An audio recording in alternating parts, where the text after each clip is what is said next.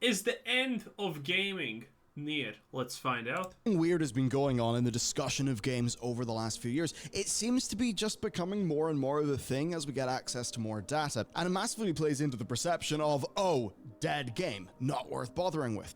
As an example, we saw this headline appear. Battlebit Steam numbers drop by 90% as new map hopes to fix that. Now, this is a headline I don't even know what this Battlebit. that I think they got a bit called out for because they did end up changing it. But I'm sure you've seen the headlines around, right? Game loses X% of player base. And it is true that seems like a really alarming thing, right? I mean, a successful game has lots of players, so it does follow that if less players are playing a game concurrently, your game is not as healthy. This is particularly... Well, that depends on, is it a multiplayer game or is it a single player game?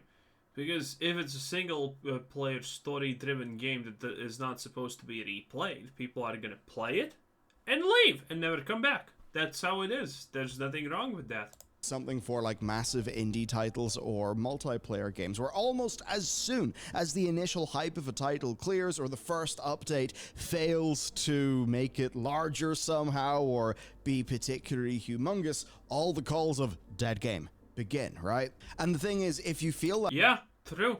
That is because every single gaming company is trying to make a online multiplayer always updated type of thing. And that's the problem with these type of things, right?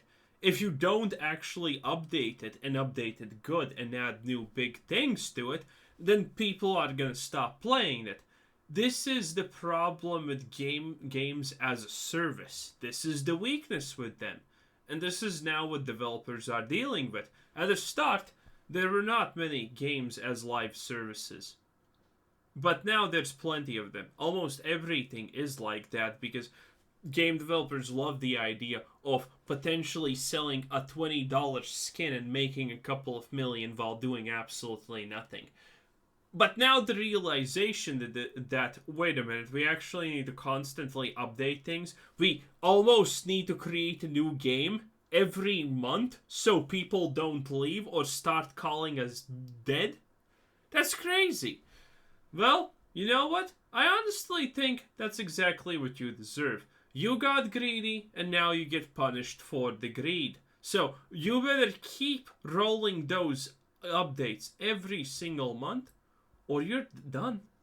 That natural decrease in buzz and you go to Steam charts, you're going to see less players. And all these things combined means that narrativizing the death of a game does become easier and easier and easier. It's just naturally fantastic storytelling. To take a look at some familiar titles, right? Vampire Survivors, you know? 8,000 people playing the game recently, 11,500, but a 77,000 player all-time peak. Valheim, a all-time... Yeah, that's Vampire Survivals is a single-player, replayable game that people are going to play for, I don't know, maybe 10, 20 hours until they get bored the first time if they like the game. And after, they're not going to play it for, I don't know, a year. And guess what then happens? They come back and play it more. Vampire Survivals is a pure... Well, actually, they kind of added multiplayer. I'm not sure if they already added it or they're adding it. But Vampire Survivors is going to have multiplayer at some point. And then that's going to change things. But it's still going to be primarily a single-player game where you create your own fun through achieving whatever goals you personally want to achieve. Time peak of 500,000 players, but only 13,000 people playing recently in a 32,000 player 24-hour peak. And then the not a big deal again. Thing that sparked off today's video, Battlebit, with 5,000 people playing at the time of our screenshot, a 12,000 peak and an 86,000 player all-time peak, allowing, of course, for that 90% drop headline that initially appeared from PC Games End that had us thinking, oh, Battlebit, dead game? Really? No, obviously not. And that's because a 90% drop from an initial hype cycle for any of these games is actually a oh, wow, I need to play Vampire Survivors. Look at this. These games... Look at this. I don't recognize a couple of these things. The egg, I think, is new. This is definitely new. Oh, yeah. You see what I mean? There are games like this that you're going to be playing, and then you're going to be replaying after a couple of months when new stuff is added. So yeah, I'm probably going to download Vampire Survivors when I get bored of Season of Discovery. Because it's a good game. Is actually a really healthy number of players that a lot of developers would absolutely kill to get. I mean, for Battlebit, its concurrent numbers can actually, like, compete with some Battlefield titles, which is insane for a team of that size. 12,000 players concurrent, even 5,000, 10,000 is a absolutely humongous achievement. And I'm sure you've heard of a So Battlebit is just, you know, a Lego COD? Okay, I have nothing against that, honestly. Saying called What Gets Measured Gets Managed, right? It's kind of about, like, you know, what analytics do you track in a company? And it is a lot like that with games where the numbers that we have are the numbers that we'll use. That's the kind of thing that we'll start listening to, and that'll inform how all these narratives form. And as Morgan Park of PC Gamer says, player count used to be a mundane stat in server browsers. Now it's the primary metric for a successful game in the eyes of its creators and especially its fans. And if you'd like to help some of our numbers, well, you can pick up the game that we do. By the way, this is true. This is actually still true. Because currently we have been talking about games I fundamentally do not agree with. Because player numbers are everything for online games. Run Escape is not currently, well, they are banning bots, but their bot detection is super lax at the moment. And the reason why they do that, there's a lot of games that can deal with bots. They can ban every bot at any time. But there are two main reasons why they don't do it. One, that's just lost money. And two, it pads player numbers. Because there is not a single person in this world who's going to be looking at a mmorpg that has 20 man raids, and they're going to be like, what will I play? This thing that has currently 50k active players, or this thing that currently has 0 active players. I wonder which one they're gonna pick. Obviously, they're picking the one with the highest numbers. Because the higher your player retention number is, especially for online multiplayer games, well, the better it is, the more popular it is, the more fun you can have it. Because what's the point of playing a multiplayer game that requires people to play with properly if you don't see anyone? If you can't talk with anyone? If you can't interact with anyone? World of Warcraft Classic is fun, but World of Warcraft Classic is the most fun when you go through the world and you actually see other people doing things. Okay? Because then the world doesn't feel static, it feels alive. And that's big. Even if you never interact with those people, the fact that they exist, the fact that they are there, makes your experience better. And that is a big, big thing. The Pale Beyond on Steam, and now also on the Nintendo Switch if you want a narrative adventure role-playing game. Some grim Antarctic narrative survival stuff going on, so you can check out the Steam link down below, or of course the eShop. Now, to get into why these numbers are important, a lot of this is the industry's fault, right? Over 30 million players touts Sea of Thieves in a recent E3 trailer. Join 10 million players, says Naraka Blade Point's trailer, right? And of course that means you'd be forgiven for thinking that 30 million people are just playing Sea of Thieves. Of course, what Rare is saying that throughout its lifetime, 30 million accounts have played the game for a period of time ever. I've played Sea of Thieves for like 25 minutes a few years ago. I still count in that number. So really, this is just a marketing statement. It's saying Sea of Thieves. Yeah, so you should never essentially just trust anyone who says, oh, so many people have played. It doesn't matter. What matters is how many people every day actively play the game. That's it. Nothing else matters. 30 million people have played it, and you're not one of them. Right, that's meant to get people in. So marketing gets these humongous numbers put into our brains, right, all of the time. And negative numbers, well, they're not really talked about by companies unless they basically have to because of some sort of like disclosure to investors in a financial statement. True. So we end up in a situation then with an audience that has been trained by your marketing to believe that your game is popular and played constantly, right? And Call of Duty actually serves as a perfect example of that. And it's the sort of thing that you've really got to be aware of when you're just just consuming information. So in April, Activision disclosed to investors that while Call of Duty as a whole draws in over 100 Oh, look at that. That's Mitt. Yesterday I watched the 1 hour video about his rise and downfall. Pretty crazy. over 100 million users each and every month. Actually, it lost 50 million users over 2021, right?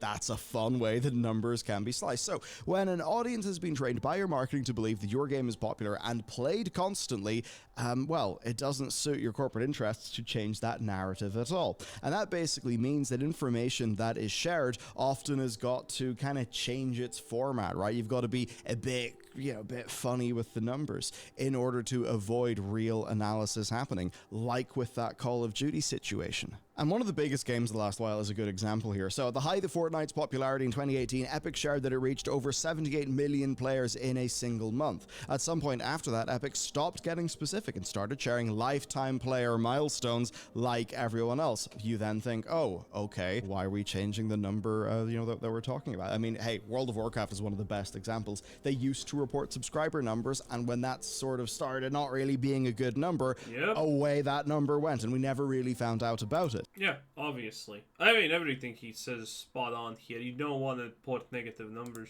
And that thing with Fortnite is actually why Epic suddenly deciding to reveal player count numbers for individual modes was so intriguing, because you know why I love finance, by the way? It's because negative numbers exist. Man, in finance you learn really quickly a billion ways to portray a 50% revenue loss as a positive thing to your bosses or someone who can fire you. You learn very quickly how to portray a 90% undelivered.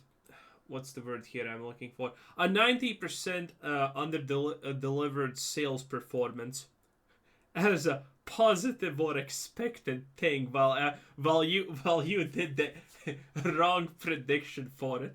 Man, you learn so many things about negative numbers.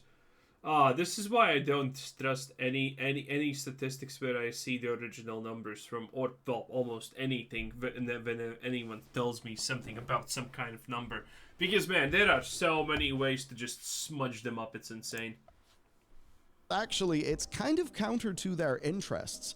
Giving us that data is, in a way, not ideal, because it means we can track and narrativize a game naturally having a bit of a decline after a very, very large high. And I think a great example of that is sales numbers. I mean, globally, UK physical boxed sales end up being a talked about metric purely because even though it's not the best metric ever, it's one of the few ones that we actually have, right? And that's really the point. In a sort of void of information, we basically have just got to work off what we've got, because data is... I have not ever checked it out. I know there's like this UK sales metric of sold boxes for games, which I'm not even sure actually applies to real boxes. I don't know. But when we're talking about something like that, my first thing that I'm thinking about is what do these numbers actually represent? Do they represent sold boxes? Are sold boxes an actual number that can be even compared to digital sales of another country because it's in the UK? So, I don't know. I have never looked into that statistic that he's talking about, but I have questions about it. Data. So then, how often do you end up using, say, Twitch views to chart a game's success or failure? And of course, with Steam, player counts, which of course is an interesting thing. Valve, of course, launched Steam charts. Steam player counts is probably on average the best way to track something. Unless it's something like, for example, Diablo 4, where most people are not playing it on Steam. It's on Steam, but most players are not playing it from the Steam launcher, which is their section of Steam that's dedicated to showing the most... Same with RunEscape, same with Path of Exile. Played and top-selling games on Steam. And that's why we end up now talking about concurrent and peak numbers. This is something that, yes, we do use. Many others also use it in our attempt to divine how well a game is or is not doing. And I mean, that's fair enough. You're trying to work out how a game is performing in reality. You've got to go off the only data that you have. And of course, it helps that Steam is the largest platform on PC and that it does have that very, very, very nice data that it provides. But as an example, there are interesting caveats, and that's where I go back to Morgan Park's article. When New World release, servers were crammed as tens of thousands had to wait in line to play. A week after launch, New World made headlines when it peaked at over 900,000 concurrent players, the high point of any new game. Yeah, and now how many players does it have? Barely 5k, I think, or something like that.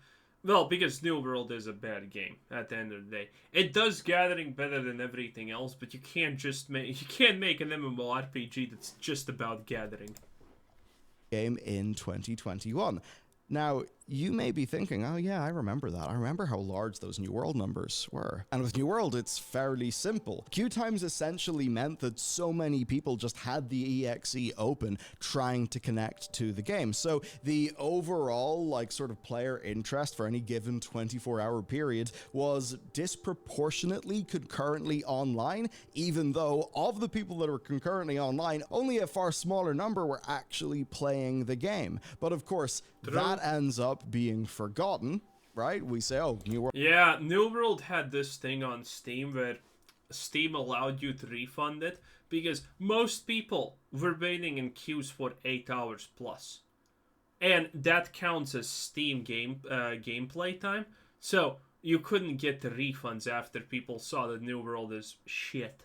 World has fallen from its peak of 900,000 concurrent players, but the actual number of players who are in servers playing New World, that absolutely was nowhere near 900,000 at that time. And to see a very different game cutting at this, I liked Evan Laddie's tweet. I remember this last year. Wow, Elden Ring has lost 50% of its players in just 1 month. Rough launch, not enough content, silence from the developer, and no roadmap or battle pass in sight. Dead game. Now, of course, is this a joke? for a game like that, I mean, being near 500,000 after a month is basically completely insane. But here's the thing, by the standards that we talk about, say, New World, Battlebit, Valheim, yeah, if we're going to say 90% for them, and you're sort of applying the same methodology, then yeah, technically Elden Ring lost 50% of its players in a month.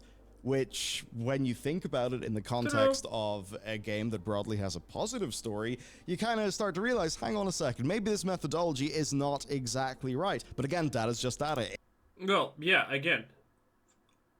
Wait, see, this is why I said at the very start, this is why you need to make distinctions and categories and whatnot. Not every game is similar, and Elden Ring, again, it falls in the sector of the things that I said at the start that cannot be looked at in that way because they are fundamentally differently made. It can be used to essentially legitimize any narrative in a way where you do feel very grounded and backed up. And that's actually where it presents a bit of a problem for some game developers. So, Battlebit Remastered, it's a game that I think is awesome. Broadly, people are extremely happy about it. If somebody was to be interested in Battlebit, though, and they saw the original version, of course, of this... Honestly, this kind of look insane. Article from PC Games N, that it has dropped by 90%, and a new map is hoping to fix that, which is framing that a map being launched is a response to the 90% player decline. That might make someone feel like, oh, Battlebit?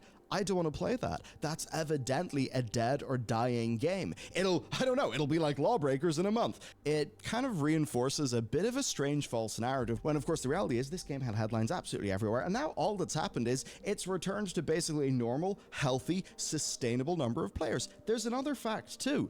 If we're just managing concurrent players, here's the deal. Someone might have went from playing Battlebit 4, 5, 6 nights a week when the game was brand new. Maybe now they're only playing it 1 or 2 nights a week because there's other games that they're interested in. That is a totally normal thing to happen a month or two after a game comes out. Yep. And that essentially means that a player could still be interested in Battlebit, still be playing Battlebit fairly regularly, but because they're not playing it as intensely and in as clustered, of a play pattern, because because, big game, you're going to play it a whole bunch of nights in a row. That just disproportionately hurts a game that in reality is really, really healthy. Far more healthy than really any indie shooter can expect to reasonably be, right? And that's kind of the crazy. That's kind of a hard thing to say. More healthy than any indie shooter should be. Well, yeah, if we're judging by indie standards, then that's true. But we're judging by other standards, it's not true. But as long as the game's playable and you can find people, it's fine. Team Fortress 2 is 90% bots at this point. But you can still go in and actually find a game pretty easily with real people, and it's fine. Easy thing when we so much are having to talk about like concurrent players. Plus, it's not all Steam. As an example, Turtle Rock probably wouldn't have loved those articles about Left 4 Dead 2 having more Steam players than Back 4 Blood. But of course, Back 4 Blood is a new game on other major platforms. And of course, one of those platforms is Xbox Game Pass, right? Even to take Halo Infinite, it obviously is not humongous on Steam, yet it will of course have its Xbox player base as well. Ultimately then, this is leading us into quite a strange mindset. As Morgan Park points out in his article, when you're told that 30 million people have played Sea of Thieves, I mean, what are you really going to do with that information? What does it really mean in a way that's relevant to what happens if you try to boot up the game? Nothing really, nothing at all. It's just a big number. Most people don't even think about stuff like this. Most people don't understand the actual real importance of these things. The majority of people who care about that number are never gonna get to see this video, that video, or any video talking about it. They're never gonna know the nuance of these numbers. They're never even gonna actually think that there is a nuance behind these numbers. That, there is a bit more to these things than it initially seems. That's the reality. Most people just don't even know that there's something behind those numbers. They just hear 30 million, that's a lot. Wow, people love it. And the bigger your number is there, the better it is. The better it is. Because again, what would you pick? This game currently is played by 10,000 people on average every day, or a game that has been played by 50 million people. Yeah, well, 10K doesn't seem that bad, but man, if you compare it to 50 million, bro, that's insane. That must be a really good game, and that's how the average person thinks. That's it. That's why these numbers are important. That's why these numbers work. The most things that work the most in life tend to be the simpler things in life. And play it right now. In reality, it's just a marketing beat that is saying, hey, the in-group's really big and you're not in it because you've not played the game yet. As for Steam charts then, it is actually genuinely very useful. I mean, if you've got a multiplayer game that is primarily on Steam and it has maybe 60 average players, yeah, that's going to be a really important signal that even if that's a really good game, you may not have, the ability to actually access the experience that you're sort of paying for, in a reasonable fashion, right? Because perhaps you cannot find a lobby or something like that. So that's one really useful example. Another really useful example is it does help us know how big a game's launch is, because during a launch, people have only just bought the game and yeah, they'll be highly likely to play it. So there's like a very strong correlation between games' overall initial performance in terms of sales and what it's going to say on Steam. As an example, like if you go to say, like our game, The Pale Beyond being... Okay. Let me explain the more reasonable way how that actually works. The initial launch of the game is important, especially for already established and big companies to understand that their marketing work, that their hype work, or what's happening here. Because if you have a strong opener, you probably already have in the big company to what you want to compare this opener to, okay? And if the comparison is better, then you know that whatever you did here probably was better than a lot of other things that you did with previous games, and that's a learning experience. That's how you get better at stuff. Or if it's worse, then you know that what you did was wrong, and you can slowly try to actually, downsize to what actually was the main culprit of, why everything is wrong. And that's a big deal.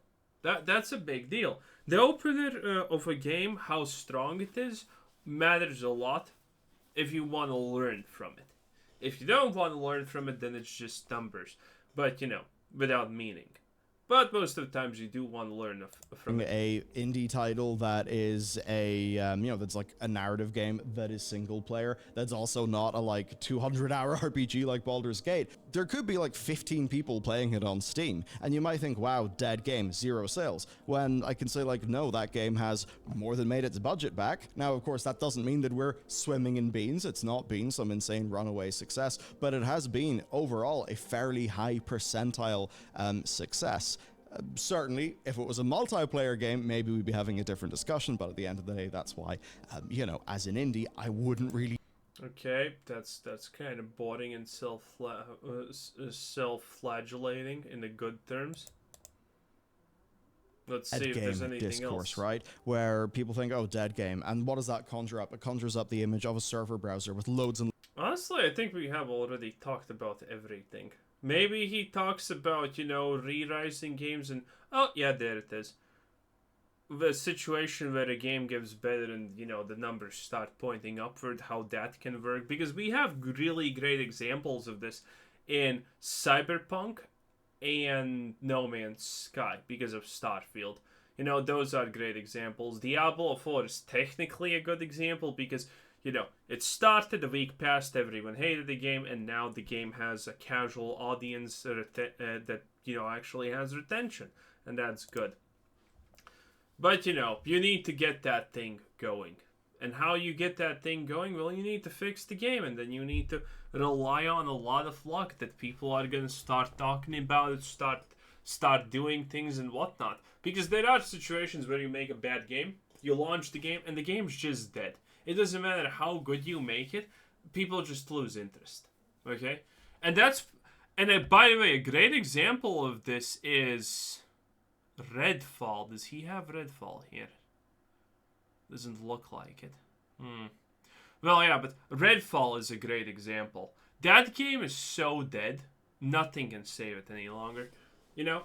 Redfall recently had a 200% player increase, which meant that from, 20 players, now like 60 or 40 or 50 or however many players there were playing the game, which is a huge increase percentile-wise, it's like 200 to 300% now from the base, but it's still nothing. And no amount of fixing can fix a game that is that dead at this point. So, Redfall's a great example of when you can't fix a situation, and it's better just to abandon ship, honestly, at that point.